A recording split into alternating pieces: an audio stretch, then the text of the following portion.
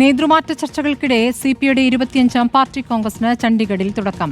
General secretary D രാജയ്ക്ക് പ്രായപരിധിയിൽ ഇളവ് നൽകേണ്ടതില്ലെന്നാണ് കേരള ഘടകത്തിന്റെ നിലപാട്.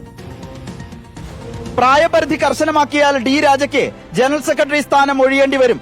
പുതിയ ജനറൽ സെക്രട്ടറിയായി ATUC ജനറൽ സെക്രട്ടറി അമർജിത് കൌറിനാണ് കൂടുതൽ സാധ്യത. ഡി രാജയ്ക്ക് ഇളവ് നൽകുമെന്ന സൂചനകൾ പൂർണ്ണമായി തള്ളുകയാണ് കേരള സംസ്ഥാന സെക്രട്ടറി ബിനോയ് വിശ്വം. പാർട്ടിക്ക് കുറച്ചുകൂടി ഊർജ്ജസ്വലമായിട്ട് നീങ്ങാൻ പറ്റണം. അതിന് യുവത്വം വേണം പാർട്ടിക്ക്, അതല്ലാതെ ഇന്നാള് നോക്കിയിട്ടല്ല.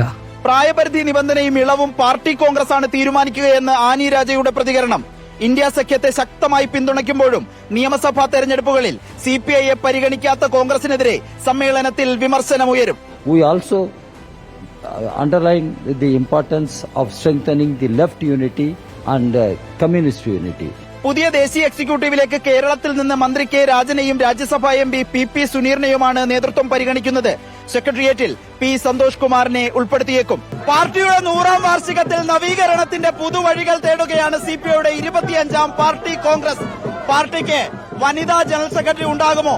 വിശാല ഇടനൈക്യം സാധ്യമാകുമോ? കോൺഗ്രസിനോടുള്ള സമീപനം എന്തുവേണം എന്നീ ചോദ്യങ്ങൾക്ക് ചണ്ഡീഗഡ് പാർട്ടി കോൺഗ്രസ് ഉത്തരം നൽകും.